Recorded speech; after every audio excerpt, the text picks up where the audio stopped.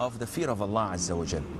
Abdullah ibn Shakhir, may Allah be pleased with him, said that I went to a room when the Prophet was praying, alaihi salam, and I heard to his chest a noise similar to the noise when you have a pot on fire and it's boiling. So he's crying, sallallahu alaihi wasallam. He's weeping.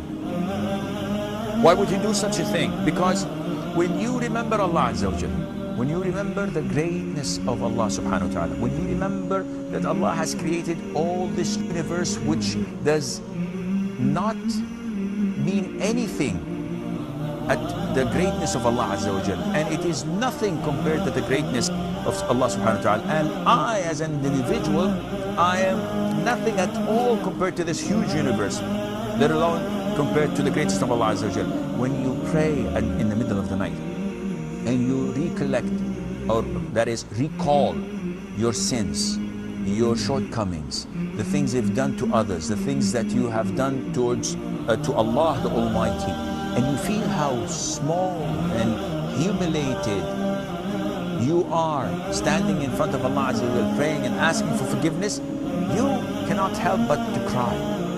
Likewise, when you ask Allah Azza wa Jal for forgiveness, when you're prostrating or you're making dua, if it comes from the heart, it rips your heart out, because you know how bad you were and you still are, and you don't know how Allah Azza wa Jal is going to conclude your life. So you keep on praying, you keep on feeling this submissiveness and humility to Allah Azza wa Jal, and you cannot help but to cry. And that is why this is a little bit difficult.